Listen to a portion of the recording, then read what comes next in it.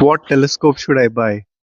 This is the most common question I have been asked over the hundreds of astronomy sessions I have done for hundreds of thousands of people over the past decade and more. Let me answer that question with some practical tips. A good beginner telescope would be something in the 3-inch category. We don't highly recommend it, but it is something that you could buy if you are constrained for space and for budget. Typically, this telescope costs about 10 to 11,000 rupees in India, and abroad it's about I think $150. The aperture of the telescope is the most important part when you're buying a telescope, and this one happens to be 3 inches. That is the diameter. Well, this is the lens cap, but the diameter of the mirror in this telescope is 3 inches. Well, that's roughly about 76 millimeters, and our eye, the retina in our eye, that's about 7 millimeters. So you're really getting, at least in terms of diameter, you're getting about 10 times more diameter. In terms of area, a lot more area than your eyes can gather light. So this is going to be able to show you the moons of Jupiter, Jupiter itself, Saturn's rings, and of course craters on the moon. And then if you know how to look, you will also be able to see other things in the messier objects. There's a list of about 100 objects. At least you should be able to get 10 of them very, very easily. Well, when I say easily, it's a bit relative. Maybe it would take you a week to get the hang of it, but you should be able to do it. So this is my first recommendation. All right. There was a time, if you were looking for a telescope and you were googling it, most of the forums would recommend only one. This is the champion of all recommendations. This next to me is the 6-inch Dobsonian telescope. In fact, this is also the first telescope I bought back in 2007, I think it is.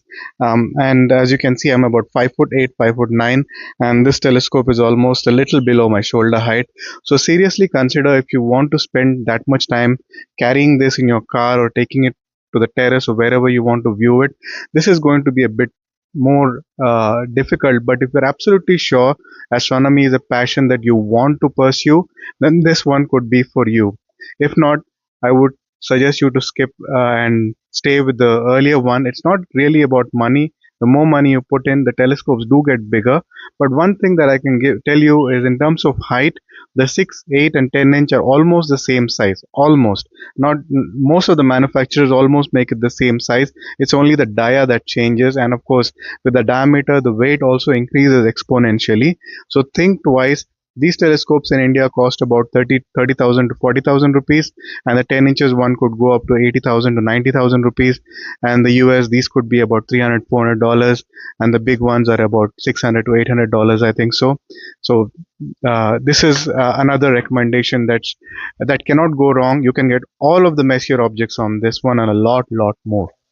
All right, now this is not really a recommendation for beginners, but I just want to illustrate a point.